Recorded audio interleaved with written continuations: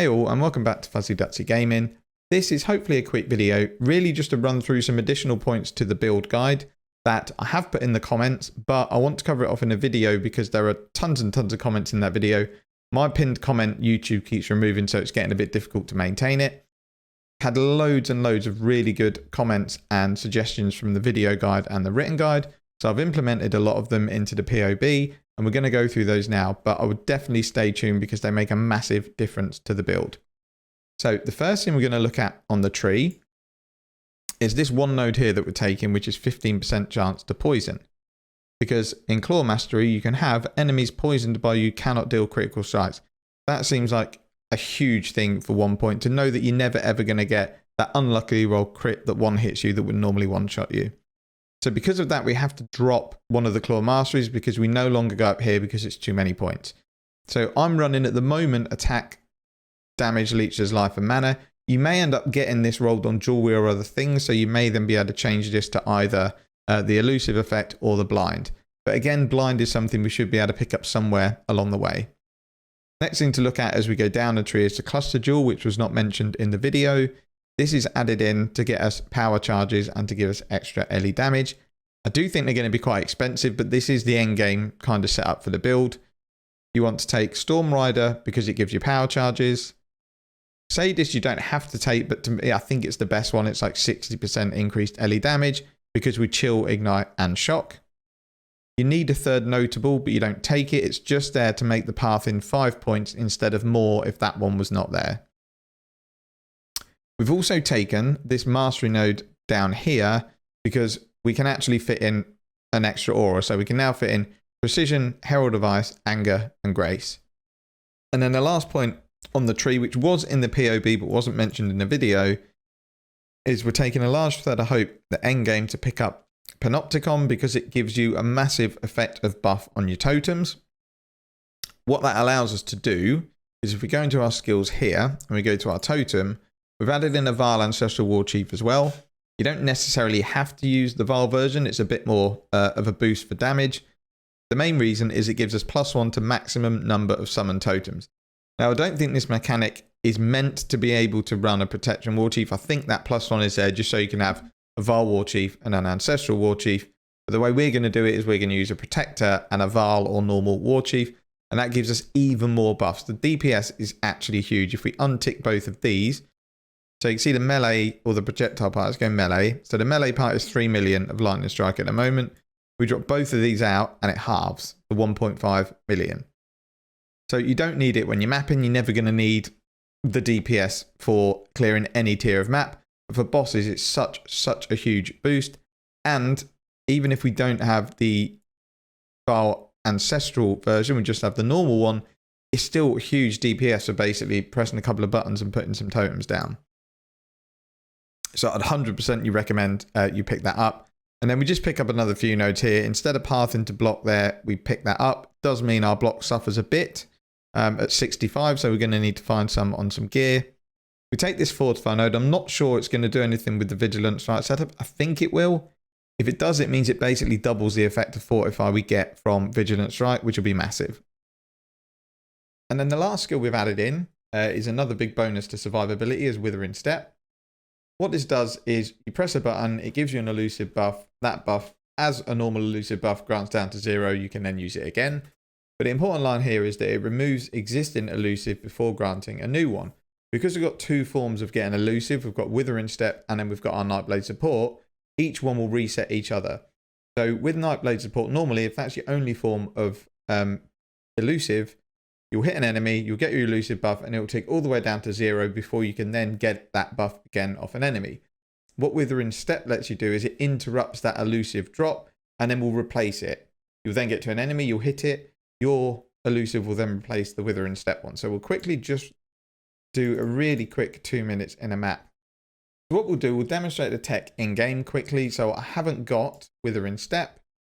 So you can see here I'm elusive, but if I hit other enemies, I can't reset that buff. It's going to tick down to 0. Then when I hit enemies again, it's going to allow me to get that buff again when I crit. So there we go again. Got our elusive buff. We'll go again. We'll go and find another enemy. We've got our elusive buff again, but again, we can't get that until it goes away. So if we then go and put Withering Step on left click, you can see it gives us an elusive buff. Then when we hit, it takes it back. That drops down. Then we get elusive step. It goes up again. We crit, goes up again. Wait until the elusive step comes back. There we go. The elusive's gone up again. We hit, get elusive again.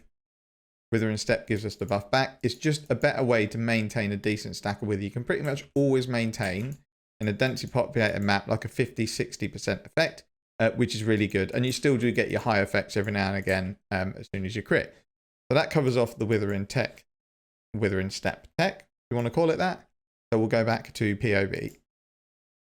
So then there's been a few changes in gear as well.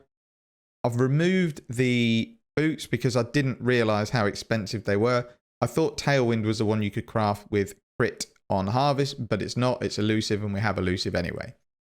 What I've also done in the endgame gear set is change a few things around to make it a lot cheaper. First thing we've done is we have dropped the boots because Tailwind can't roll. I thought you could roll it with crit. You can't. It's elusive. Tailwind boots are not going to be affordable, and even if they are, they're going to be a massive chunk of the build. What we've done, we've dropped those, and what we're picking up is Hunter boots with +2 pierce additional targets. What this means is that we can drop the Lightning Strike enchantment, which is also an expensive part of the build. There is another reason why we do it, and we'll come on to that in a minute. So what you would do for this is you would just look for one with life, pierce 2 targets, res, and an open suffix. You buy it, and then you'd craft your movement speed and onslaught. I can't imagine these being that expensive. So what we're doing now for our enchantment is we're enchanting Anger, has 15% reduced reservation. Doesn't have to be Anger, it can be any of the skills we use, because this is the final piece of the puzzle that lets us run an extra aura. So you can see from here, I don't think I have much mana on gear, and we've got almost 100 mana free, 21 cost, so we shouldn't really ever run out of mana with 91. If you do, you've got the option of picking up this on the Thread of Hope, which will then boost you up to 125 mana, which is more than enough. You'd also have the option in here of dropping one of these and adding in Inspiration, because that will lower the mana cost of the skill. And then we have made changes to the anointment on the amulet. Originally, I was looking to go down here and picking up prismatic skin, but gold silver is really expensive. I've taken it off the build already, and even if we go now and look at the elemental damage we can take, the hits are like 30k, 30k, 30k. We don't need the 2%. It's not going to make a difference. So we can anoint something else. And luckily, the biggest DPS increase for us is also dirt cheap, and that's Divine Judgment. So we can see we've got 2.79 million melee DPS without it. We add it in, and it goes over to 3 million. We go over and look at the Divine Judgment node, and it's a sepia, a teal, and a black. Why it's this cheap, I don't know, but it's a great node to anoint. It's also something you could probably do on, a lower tier or a mid-tier amulet, because it's only going to cost you a few chaos to get that anointed. And they're the changes to the gear. The boots made much cheaper. Pick the projectile pierce up there, which allows us to drop the enchant, get reservation, and then for skills, we're now running Anger, Grace, Herald of Ice, and Precision, which is awesome. With should be enough mana, 13% unreserved mana is fine.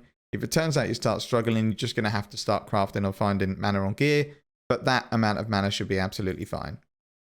That covers the changes I wanted to go through. It is definitely some big improvements to the build. This path of building I'm still finalizing. I will post it in all of the build guides, video or written, when League Start is about to launch. I'm hoping to get it on tomorrow. There's going to be one more video coming out, hopefully tomorrow night or probably Friday morning, which is going to cover off my plan for League Start, what I want to do, what I'm going to aim to farm, and how I'm hoping to make quite a bit of currency in the first couple of days. So stay tuned for that. But as always, thank you for watching, take care, and then we'll see you in the next video.